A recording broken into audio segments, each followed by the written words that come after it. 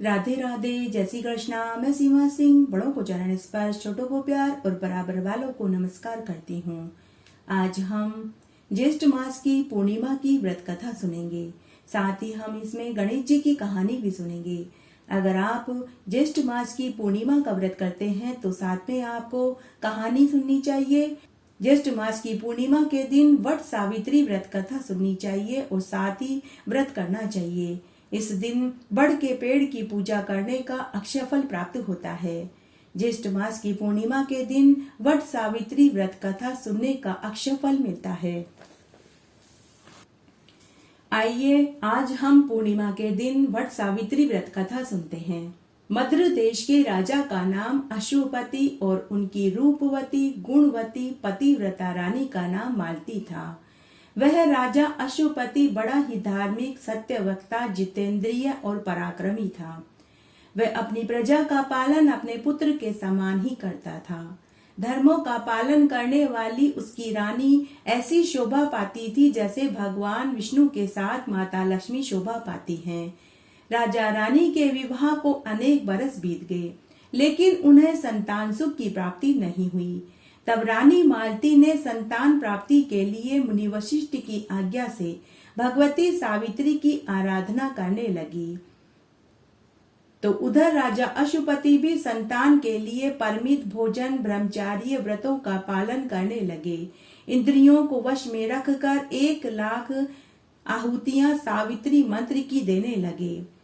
इस तरह उन्हें इस व्रत का धारण करते हुए अनेक बरस बीत गए।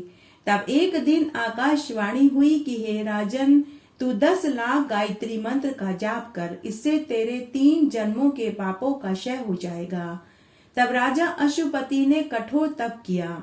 इससे देवी सावित्री प्रसन्न हो गई और प्रकट होकर राजा से बोली कि हे राजन, मैं तेरे ब्रह्मचार्य, शुद्धता, नियम, इंद्रिय दमन, समर्पण से प्रसन्न हुई। तू कोई वरदान मांग ले। तब राजा अश्वपति ने संतान का वरदान मांगा। तब देवी सावित्री ने कहा कि हे राजन, तेरी रानी पुत्री की कामना रखती है और तू पुत्र की, इसलिए मैं तुझे वरदान देती हूँ कि पहले तेरे पुत्री होगी, उसके बाद पुत्र होगा। ऐसा कहकर देवी सावित्री अंतर्ध्यान हो गई। उसके बाद राजा को एक पुत्री हुई। कन्या का नाम सावित्री रखा गया। वह कन्या इस तरह बढ़ने लगी जैसे शुक्ल पक्ष का चंद्रमा बढ़ता है।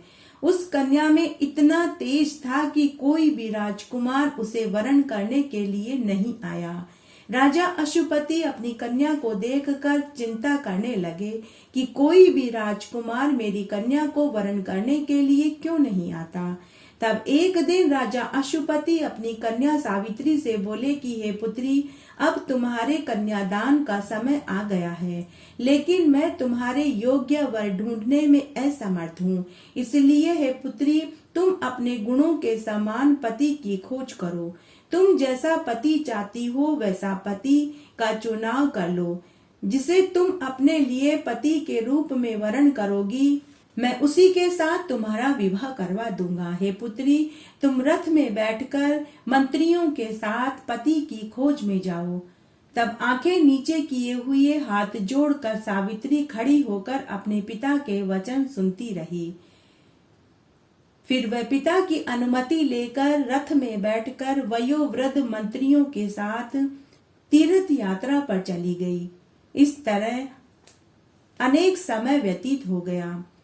तब सावित्री सभी तीर्थों में जाकर सभी आश्रमों में ऋषि महात्माओं, योग्य पंडितों के दर्शन करके उनसे आशीर्वाद लेती रही।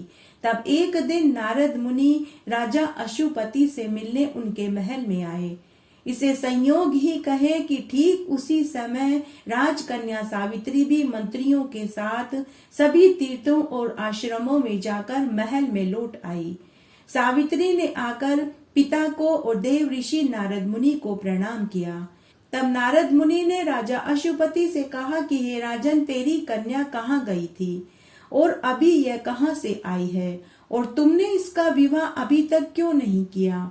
तब राजा अश्वपति ने नारद मुनि से कहा कि हे देव ऋषि नारद मुनि जी, मैंने इसे जिस कार्य के लिए भेजा था वह आप खुद सावित्री के मुख से सुनिए। तब सावित्री बोली कि पिताजी शाल्व देश के राजा धुम्मसेन हैं। वे और उनकी पत्नी देवयोग से अंधे हैं। उनका राज्य उनके पड़ोसी राजा ने छीन लिया। उनका एक पुत्र है जिसका नाम सत्यवान है।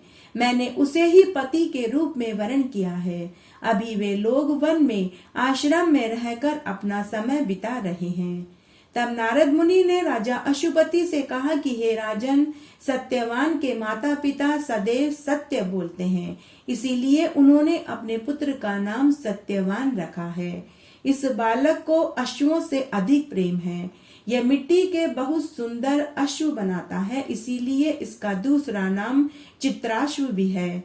नारद मुनि आगे बोले कि हे राजन, वह सत्यवान, बुद्धिमान, शूरवीर, तेजस्वी है। वह बृहस्पति के समान बुद्धिमान, इंद्र के समान शूरवीर, पृथ्वी के समान दयाशील, दान में राजा रंतिदेव के समान, उशीनर पुत्र शिवी के समान सत्यवादी है। वह बलि धुम्मसेन ययाति के समान उदार, चंद्रमा के समान प्रिय दर्शन, रूप में अश्वनी कुमारों के समान है। लेकिन हे राजन, सत्यवान का एक सबसे बड़ा दोष है कि वह अल्प आयु है।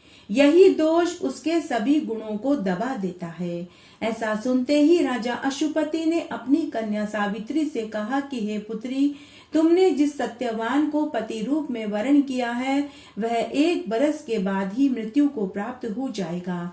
इसलिए हे पुत्री, तुम अभी वापस रथ में बैठकर पुनः तीर्थ यात्रा करने मंत्रियों के साथ जाओ। किसी अन्य को पति के रूप में चुनो।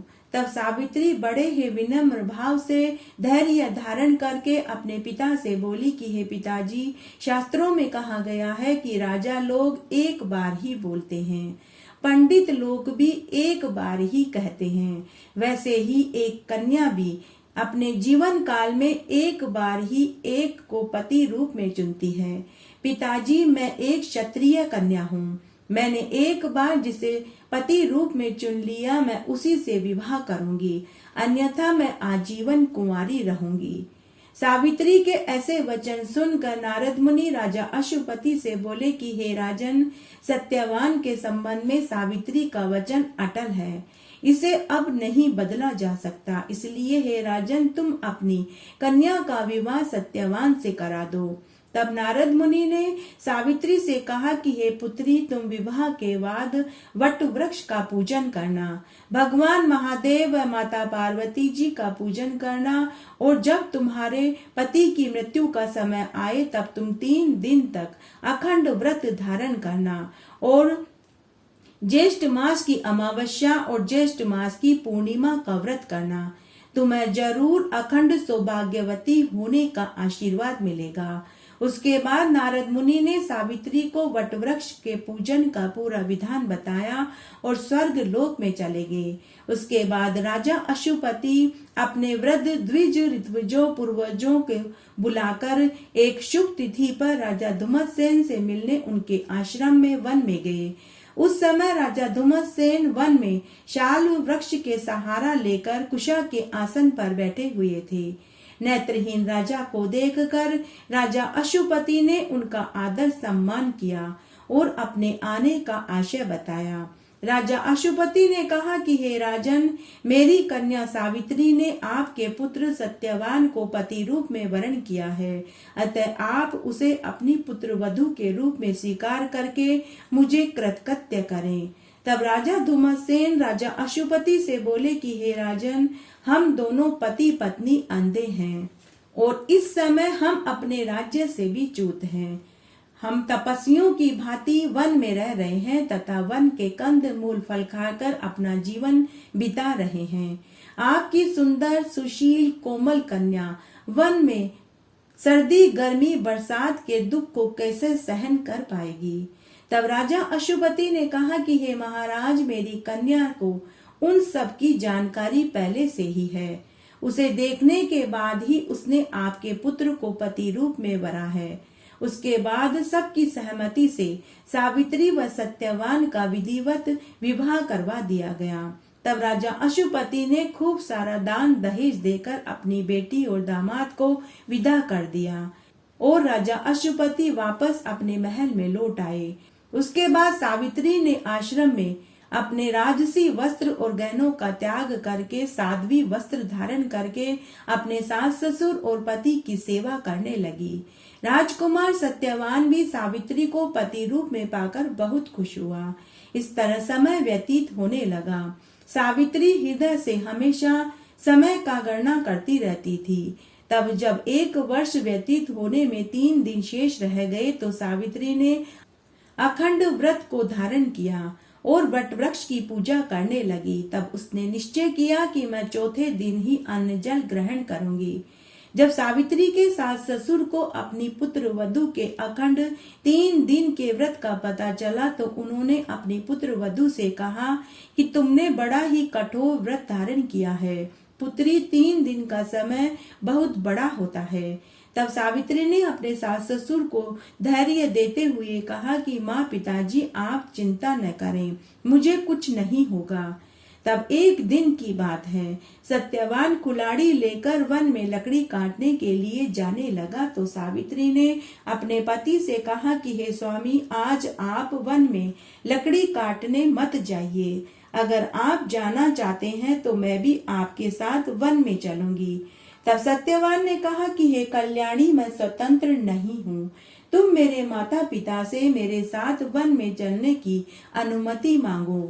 अगर मेरे माता पिता तुम्हें इजाजत दे देते हैं तो तुम मेरे साथ चल सकती हो। पति के ऐसा कहने पर वह कल्याणी अपने सास ससुर के पास गई और उनके चरणों में प्रणाम करके बोली कि हे माँ पिताजी, मैं अपने पति के साथ वन में जाना चाहती हूँ। अगर आपकी आज्ञा हो तो क्या मैं जा सकती हूँ? सावित्री के ऐसा कहने पर उसके सास ससुर बोले कि हे देवी, तुमने अखंड व्रत धारण किया है। अब तुम्हारे व्रत के पारण का समय है। तुम पहले व्रत का पारणा कर लो, उसके बाद वन में चली जाना। तब सावित्री अपने सास ससुर से बोली कि माँ पिताजी, मैंने चंद्रमा के उदय होने पर व्रत खोलने का नियम लिया है। जब चांद उगेगा तब तक तो मैं वन में से वापस आ जाऊंगी। हे माँ बाबा, मुझे इस समय पति के साथ वन में जाने पर कोई कष्ट नहीं होगा। तब सावित्री के सास ससुर ने उसे इजाजत दे दी। उसके बाद सावित्री अपने पति के साथ वन में आ गई। तब सत्यवान ने वन में से कंद मूल फल एकत्र किए तथा लकड़ियां काटकर गट्ठर बनाया। तभी सत्यवान के सिर में असहनीय दर्द होने लगा। सत्यवान ने सावित्री से कहा कि हे भद्रे, शूल के समान कांटों से मेरा सिर फटा जा रहा है। तभी सावित्री ने देखा कि पेड़ के पीछे एक काला नाग रेंगता हुआ जा रहा था। शायद उसी नाग ने सत्यवान को काटा होगा। जब तक सावित्री समझती बहुत देर हो चुकी थी। सत्यवान सावित्री से बोला कि हे मनस्विनी, मैं तुम्हारी गोद में थोड़ी देर के लिए सोना चाहता हूँ। तभी सावित्री ने अपने पति के सिर को गोद में ले लिया और वटवृक्ष के नीचे जाकर बैठ गई। तभी वहां कृष्ण पिंगल वर्ण का एक महाभयानक पुरुष आया। सावित्री एक पतिव्रता नारी थी, इसलिए यमदूत उसके पति को यमपुरी में ले जाने में असमर्थ थे। इसलिए स्वयं यमराज सत्यवान की आत्मा को लेने आए थे।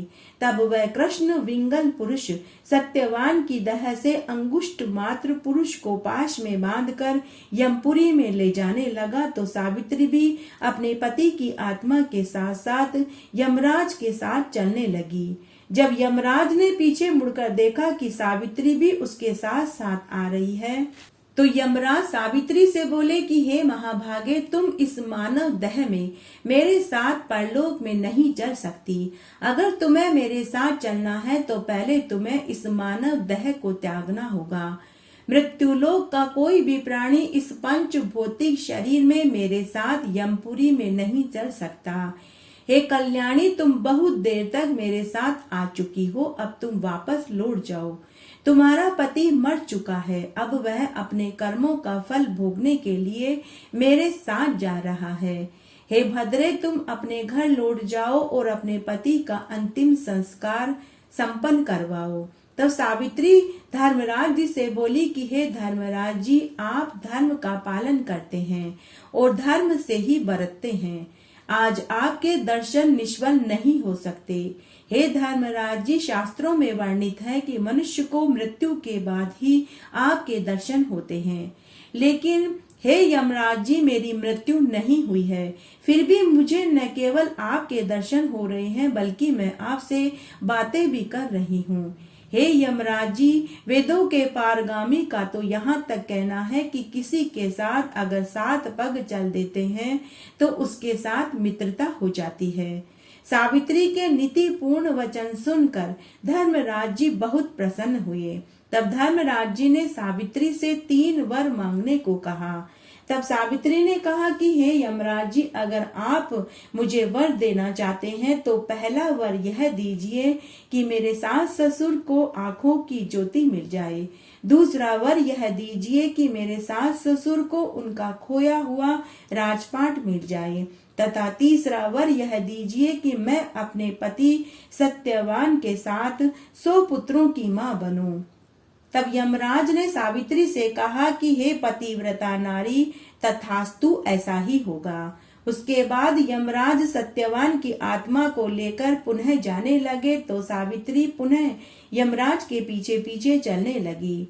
तब यमराज ने सावित्री से कहा कि हे पतिव्रता नारी, मैंने तुम्हें 3 वरदान दे दिए हैं, अब तुम क्यों मेरे साथ पीछे पीछे आ रही हो? तो सावित्री बोली कि हे धर्मराज जी, आपने मुझे 100 पुत्रों की मां बनने का वरदान दिया है, लेकिन हे धर्मराज जी, बिना पति के मैं मां कैसे बनूंगी? आप मेरे पति को तो अपने साथ ले जा रहे हैं। तब धर्मराज जी को अपनी गलती का एहसास हुआ। उन्होंने उसी क्षण सत्यवान की दह में उसकी आत्मा को छोड़ दिया। तब सावित्री ने धर्मराज जी को प्रणाम किया, पदक्षिणा करी। तब धर्मराज जी ने सावित्री को सदा सौभाग्यवती रहो, पुत्रवती हो, धनवती हो का आशीर्वाद देकर अंतर्ध्यान हो गए। उसके बाद धर्मराज जी पुनः अपने लोक में चले गए। तभी सावित्री वापस वटवृक्ष के पास आकर अपने पति के सिर को गोद में लेकर बैठ गई। तभी सत्यवान आंखें मलते हुए, अंगड़ाई लेते हुए उठकर खड़ा हो गया और वह सावित्री से बोला कि आज मुझे बहुत गहरी नींद आई। तो सावित्री ने कहा कि हे स्वामी, ऐसी नींद तो दुश्मन को भी नहीं आनी चाहिए। तब थोड़ा याद आते ही सत्यवान सावित्री से बोला कि हे भामिनी, मुझे अभी स्वप्न में धर्मराज जी दिखाई दिए थे, वो मुझे अपने साथ यमपुरी में ले जा रहे थे। तब सावित्री ने भी सत्यवान को उसके बाद जो घटना घटित हुई वह सुनाई। उसके बाद सावित्री ने भी सत्यवान को पूरी घटना बताई। उधर सूर्य नारायण के अस्त होने पर सत्यवान के माता पिता को अनिष्ट की आशंका हुई तो वे दोनों विलाप करने लगे कि हे सत्यवान, तुम हम अंधे की लकड़ी हो, तुम कहाँ चले गए? हे पुत्र, तुम लौट आओ। इस तरह सत्यवान के माता पिता बार बार बेटा बेटा, बहू बहू कहकर करुण रुदन करने लगे। तभी सभी आश्रम वासियों ने उन्हें धीरज बंधाया और कहा कि आप चिंता मत कीजिए, अभी हम वन में जाकर आपके पुत्र और पुत्र वधू को ढूंढ कर लाते हैं। अभी उनकी बात खत्म ही नहीं हुई थी, तभी सत्यवान के अंधे माता पिता के नेत्रों की ज्योति आ गई। इस चमत्कार को आश्रम में सभी ने देखा। तब एक संत ने सत्यवान के माता पिता से कहा कि जैसे आपके नेत्रों की ज्योति आई है, उससे तो यह लगता है कि आपका पुत्र और पुत्र वधू भी सुरक्षित है, वे भी अभी लौट आएंगे। अभी संत की बात पूरी ही हुई थी कि तभी सामने से सावित्री और सत्यवान आते हुए दिखाई दिए। दोनों ने आकर अपने माता पिता को प्रणाम किया। तब सभी आश्रम वाले सावित्री से पूछने लगे कि हे वरानने, हे कल्याणी, तुमने ऐसा क्या किया जिससे कि तुम्हारे सास ससुर के नेत्रों की ज्योति आ गई? तब सावित्री ने कोमल शब्दों में कहा कि हे मुनिवर, मैं नेत्र प्राप्ति का कारण तो नहीं जानती, किंतु मेरे पति को वन में नींद आ गई थी तो हमें वन में से आने में देर हो गई। तब सत्यवान ने सबसे कहा, यह सावित्री अपने मुख से अपनी बड़ाई नहीं करेगी। सावित्री के 3 दिन के अखंड व्रत और तप का प्रभाव मुझे दिखाई देता है। अभी सत्यवान भी अपनी बात पूरी ही कर चुका था कि तभी राजा धुम्मसेन के पुरवासी और मंत्री आए और बोले कि हे महाराज, जिस दुष्ट मंत्री ने आपका राज्य हड़प लिया था वह मारा गया।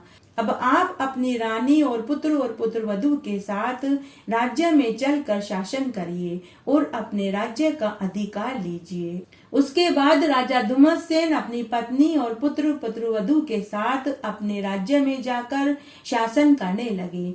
उसके बाद सत्यवान और सावित्री के 100 औरस पुत्र हुए।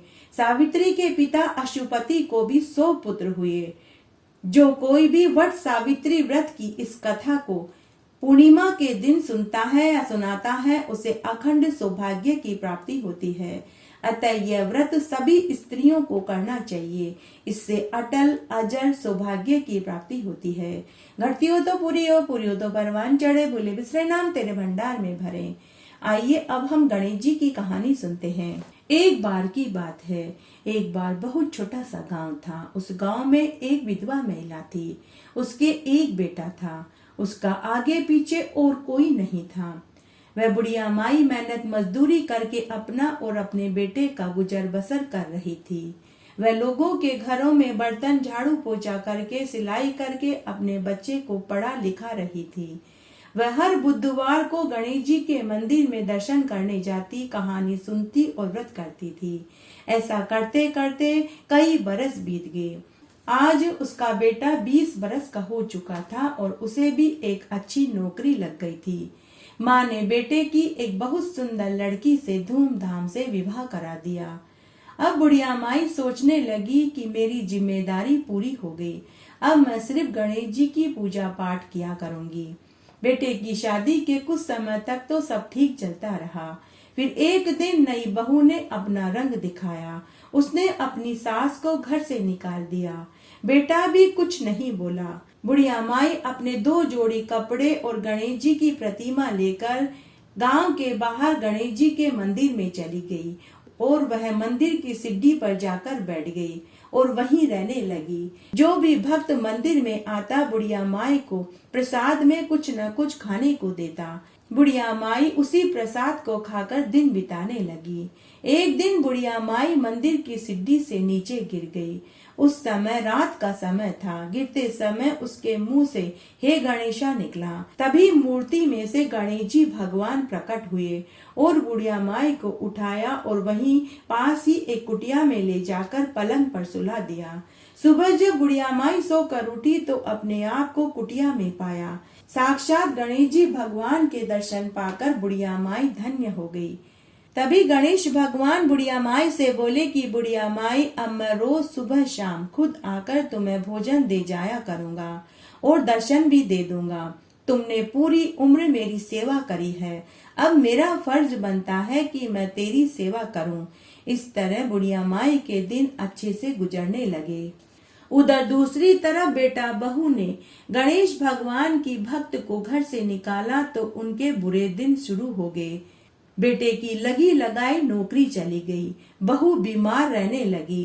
तब एक दिन बेटा अपनी माँ को ढूंढता ढूंढता उसी मंदिर तक आया। तब किसी ने बताया कि मंदिर के पास एक कुटिया में एक बुढ़िया माई रहती है। हो सकता है कि वो ही आपकी माँ हो। बेटा उसी समय उस कुटिया में पहुंचा। बेटे को बड़ा आश्चर्य हुआ यह देखकर कि साक्षात गणेश भगवान उसकी माँ को भोजन खिला रहे थे। बेटा उसी समय माँ के चरणों में लिपटकर रोने लगा और अपनी गलती की माफी मांगने लगा। उसके बाद बुढ़िया का बेटा गणेश जी के चरणों में गिर पड़ा। तब गणेश भगवान बोले कि जो बेटा अपनी माँ को दर दर की ठोकरें खाने के लिए घर से निकाल देता है वह खुद कभी सुख नहीं पाता। तब बेटा बोला कि हे गणेश जी भगवान, मुझे माफ कर दीजिए, मेरी आंखें खुल गई हैं। उसके बाद बेटा अपनी माँ से बोला कि माँ तुम घर चलो, मैं तुम्हारी सेवा करूंगा। माँ अपने बेटे के साथ घर आ गई। माँ के घर आते ही बहू भी माँ के चरणों में लिपटकर रोने लगी और गलती की माफी मांगने लगी। उसके बाद वे सभी बुधवार को गणेश जी का व्रत करने लगे और कहानी सुनने लगे। उसके कुछ समय के बाद गणेश जी भगवान की कृपा से बुढ़िया के बेटे को पुनः अच्छी नौकरी मिल गई और बहू को 2 सुंदर पुत्र पैदा हुए। घटती हो तो पूरी हो तो परवान चढ़े, भूले बिसरे नाम तेरे भंडार में भरे। इस तरह आज मैंने आपको ज्येष्ठ मास की पूर्णिमा के दिन सुनी जाने वाली वट सावित्री व्रत कथा सुनाई, साथ ही गणेश जी की एक पौराणिक कहानी सुनाई। आशा करती हूँ यह आपको जरूर पसंद आएगी। मेरे साथ बने रहने के लिए आपका धन्यवाद। आगे आने वाली कथा कहानियों के लिए भी आप इसी तरह से मेरे साथ बने रहें। धन्यवाद।